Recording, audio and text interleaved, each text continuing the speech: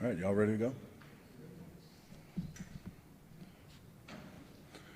All right, we're kicking off our 100th season as a UTEP football program. Very excited about this season, the entire process of it. We just finished a great camp up at Ruidoso, came back and got the finishing touches done here and broke camp this past Saturday. We had a great Saturday with the fans. We had a fan appreciation day where our players got to interact with the fans, and it was exciting for both parts.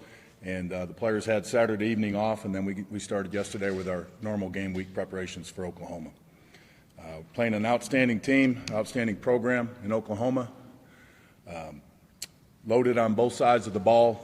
In particular, offense, feel they've got probably the best returning quarterback in the country. He's one of the leading Heisman candidates. This guy's a 71% completion percentage quarterback, threw for close to 4,000 yards, but his efficiency is what sets him apart. 40 touchdowns, only 8 interceptions, so he makes great decisions with the ball. And the thing that he can hurt you with as well, he can scramble, he can make plays with his legs, and he had 6 touchdowns rushing last year. I think they got one of the best tight ends in the country in Mark Andrews. This guy's a great route runner, but he's a complete tight end, and those are rare to find nowadays. This kid can block. He's close to 500 yards receiving, close to a 16-yard average for a tight end. That's outstanding. He had 7 touchdowns. He was their 4th leading receiver last year. They lost a couple of top-end receivers. I feel they have the best offensive line in the country. They have all the returning starters. I've never heard of this before, but every single one of their starters were named at least honorable mention all Big 12. So they got 5 all-conference players coming back. But the top dog is the left tackle, Orlando Brown Jr. He's 6'8", 345 pounds. He'll probably be the #1 tackle picked in next year's draft.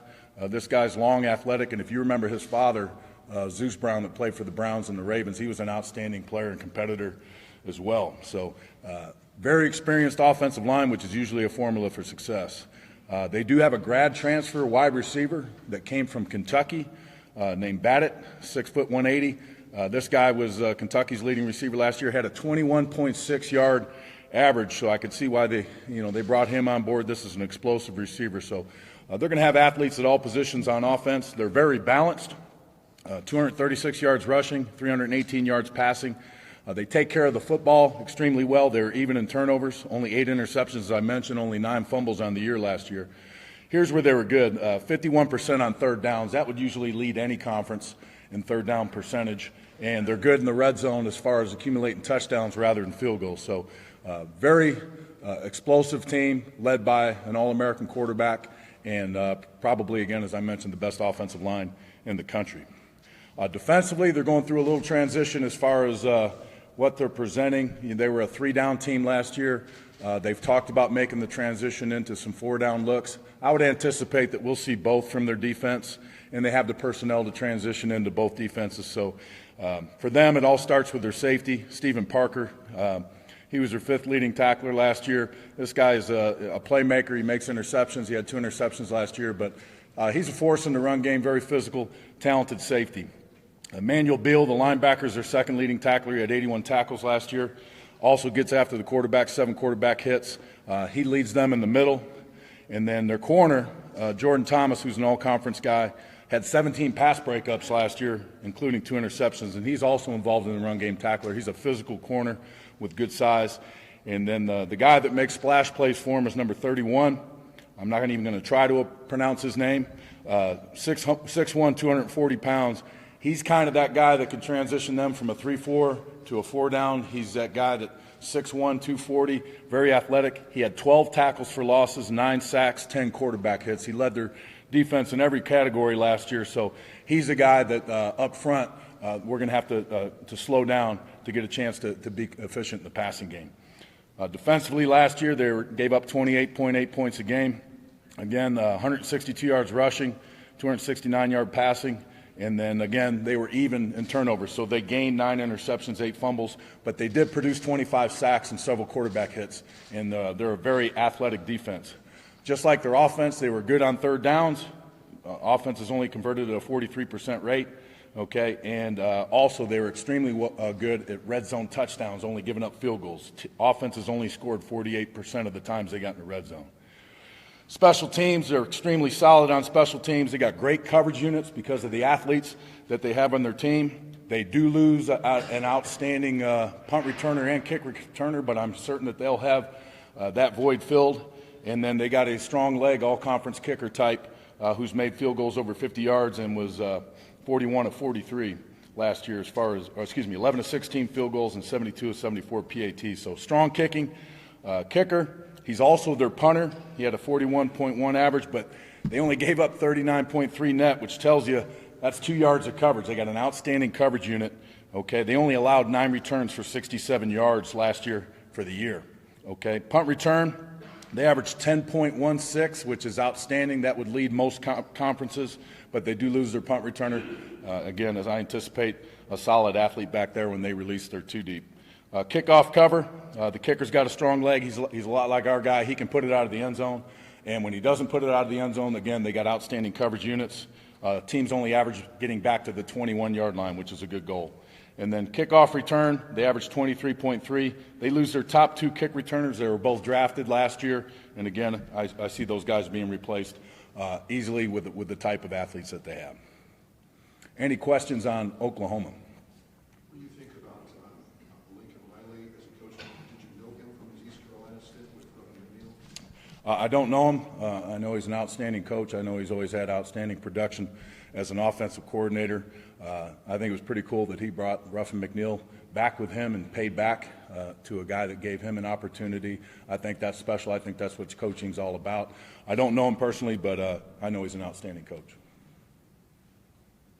Sean, coming into a game like this, obviously huge underdogs, what are you going to evaluate with your team? What do you want to see with them on the field? I want to see my team compete, okay, and I want to see guys collectively, one by one, to go out and try to win the one-on-one battles. And the more guys that we have win the one-on-one battles, the better chance we have to compete, better chance we got to keep the game close. And when you keep a game close against an opponent like that, you have an opportunity. If you don't keep the game close with errors, pre-snap penalties, we can't beat ourselves. Minors can't beat minors. We can't go out and have pre-snap penalties. We can't drop balls. We can't turn the ball over, okay? And we're going to have to steal possessions from these guys, whether it's us running the ball efficiently and dragging out series and try to gain 2 possessions with possession time, or gaining the ball on defense, 1 or 2 turnovers, 3 turnovers, and gaining possessions that way. But if you give Oklahoma extra possessions, they're going to make you pay because they have the talent to do that. But that's our main goal, is to steal possessions as far as a team. But I'm our team winning the one-on-one battles, seeing our guys compete for a full 60 minutes, okay? I'm realistic when it comes to this game, all right? I'm not a fool. We're 45-point underdogs, all right? But I also am realistic with what type of team we have, and I know these kids are going to go out and compete their tails off. And then as far as the new guys, especially with running back, what percentage do you see of Doug, Don, and Field carries? I think in this particular game, it's going to be pretty balanced when it comes to that. You're hoping, again, somebody sets themselves apart. And again, we're going to gain back Quadres Wadley at some point very early in the season. So that's good news for us because we were not anticipating that. The kid's worked his tail off to get back healthy, and we're anticipating getting him sometime around October. So I think you're going to see more tailback by committee. And Quadres, even when he comes back, he's going to have to go through a transition of getting in shape and being ready for football. So, but I like the group. I like the talent. You'll see all 3 of those guys out on the field, and you'll even see Ronald Awatt as well. When you come into an environment like Oklahoma, how much of an opportunity is that to get your brand new guys in front of the biggest crowd so that later on in the season it's good?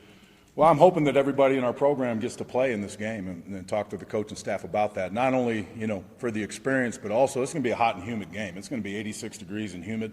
We train in the heat, but not the humidity. So, especially on defense, we're going to have to rotate guys, keep them fresh so everybody can go out and play 100% at all times. But you talk about newcomers, we've got 44 guys in our 2 deep. Well, 26 of those guys are brand new to the program, have not stepped on the field as UTEP minor, whether they were redshirted, whether they sat out academically, whether they were junior college transfers or grad transfers.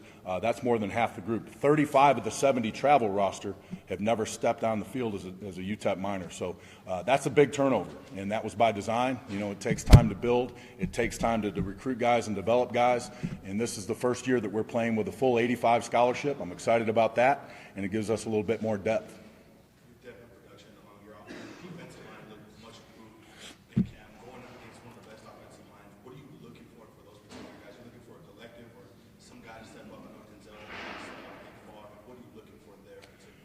Production, I think we've really upgraded our athleticism and size there. And I think if you look at the two deep, you're going to see some names missing. Our entire starting defensive line didn't even crack the two deep. I mean, that just shows you that these guys have some talent. They've been out recruited. These guys have been developed, and again, it takes time. Some of these guys had to sit out. Some of them had to sit out academically. Some of them had to be developed for a few years. But our defensive line, we're not rolling out there with 230, 40-pound guys. We're rolling out there with guys that are 275 pounds or better, and that gives you a better chance to compete, not only against a team like Oklahoma, but especially when you get into Conference USA play. Coach, coming out of Camp Rigoso after the second scrimmage, you said the team was relatively healthy. Some of the players were a little bit dinged up, but you anticipated that all systems would be go come the season opener against Oklahoma. Is that still the case over these practices and leading up into Saturday? Yeah, and hopefully we'll remain healthy this week. We'll pull off, as we get towards the end of the week. But mainly football injuries, a little dinged up ankle here, groin there, but nothing that'll keep anybody out. The only two players that I mentioned that will not be participating in this game, we're not even going to bring them on the trip, are Jason Van Hook, outside linebacker, and Quadres Wadley. But both of those guys, we're hoping to get Jason back by Rice or Arizona, and we're hoping to get Quadres back, again around the beginning of October. So the rest of the team is healthy and they'll be ready to go. Sean, this may be a pretty basic question, but who are your starting defensive line going to look like coming into this game? Well, Big Denzel will be at defensive end, okay, and he'll rotate at nose and some sub packages when we do that. You'll see a mixture of Chris Richardson and Trace Mascaro at the nose guard. You'll see a mixture of Luke Elsner and Christian Buckingham at the end spots, and they'll be backed up by Dedrick Simpson, Sonny Buckingham, Sky Logan, and we're really going to probably rotate about 9 or 10 guys in there on the defensive line. You'll also see Keith Sullivan in some sub packages.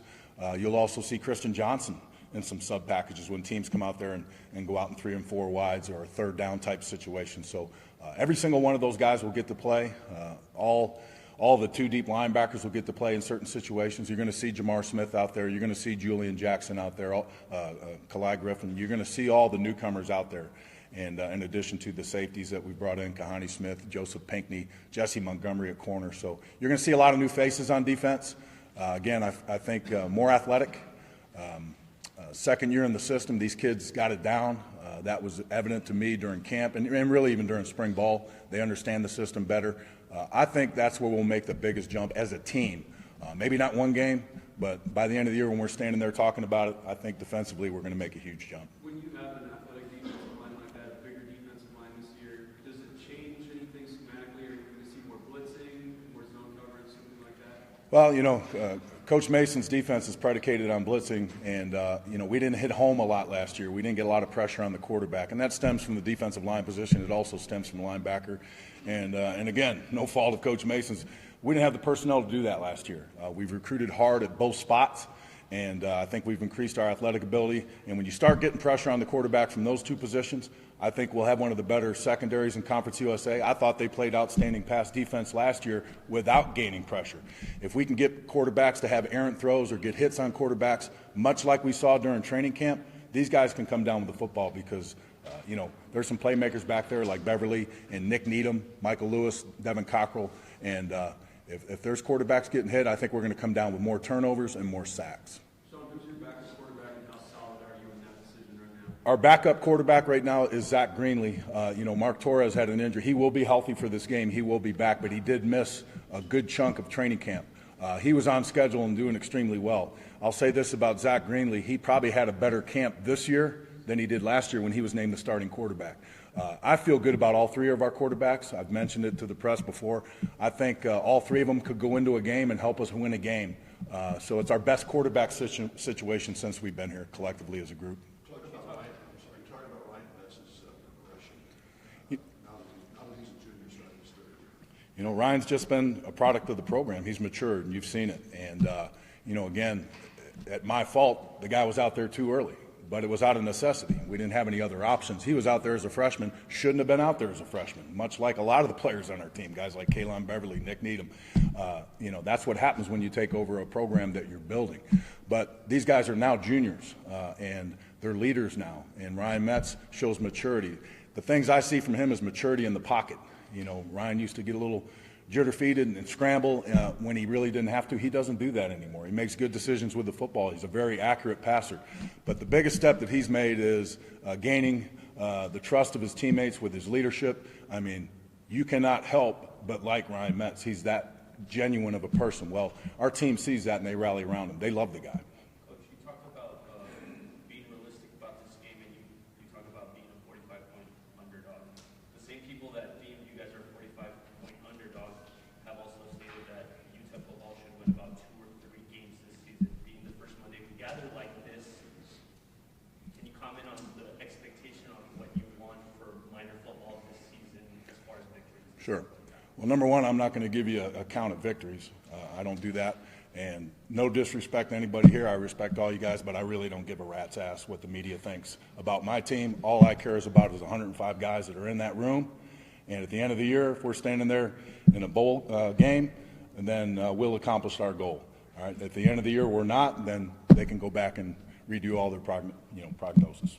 Coach, of all the El Paso players returning this year, has there been one in particular that has improved immensely?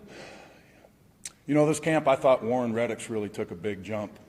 You know, he's been a playmaker for us in the past, but he really was consistent throughout camp, had an outstanding camp. He's starting for us at receiver, and Warren is a quiet leader. He does it through work ethic and those type things. So there's so many outstanding players in our team, you know, the Alvin Joneses, the Ryan Metzes. Derek Elmendorf's another one.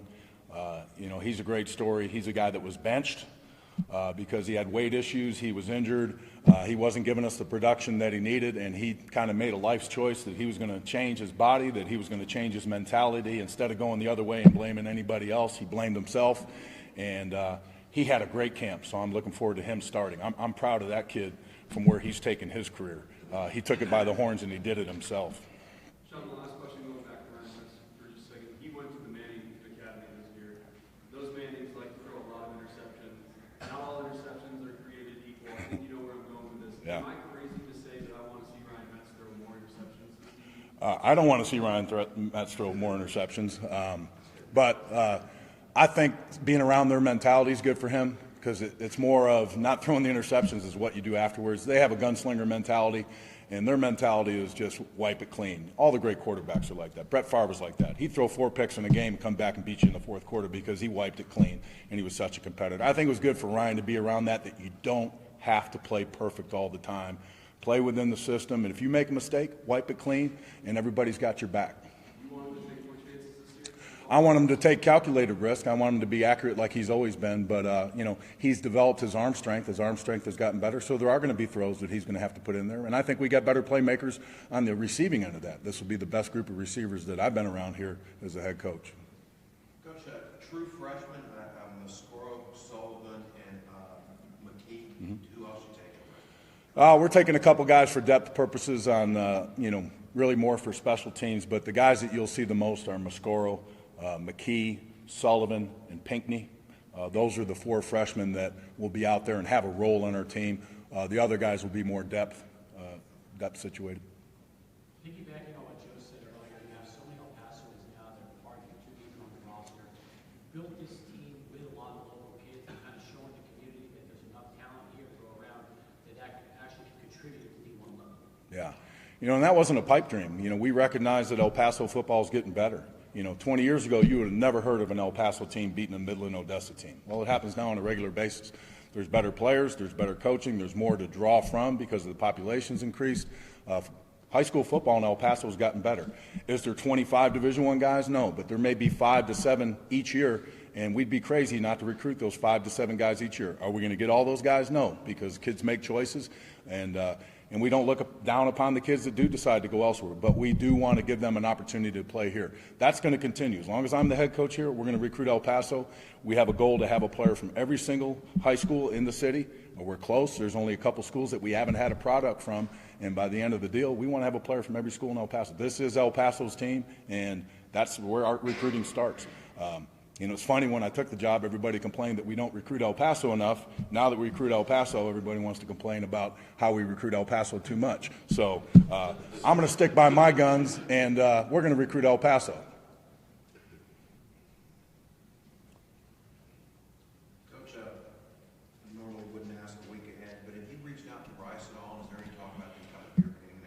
I don't think they're going to be coming here. I think they're going to settle in on another spot, but I did reach out to David Bailiff. David Bailiff is a close friend of mine. I think he would do the same for us.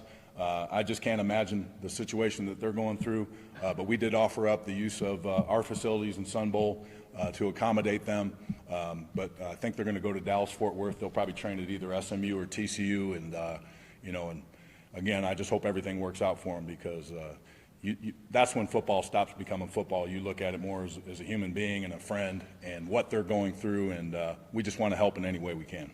Oh, Coach, and the players on your team that are from the Houston area, the Gulf Coast, have they all gotten a chance to reach out to their families? Yeah, and you worry about that because we got several players from that area, and that's in the back of your mind. It's in the back of your mind how your family's doing, or if you have issues, or if somebody had to evacuate, and those type things. So we're very sensitive to that, and we talk to those kids and make sure that everything's okay back home. Okay, anybody got any other questions? All right, thanks, guys. Have a great day.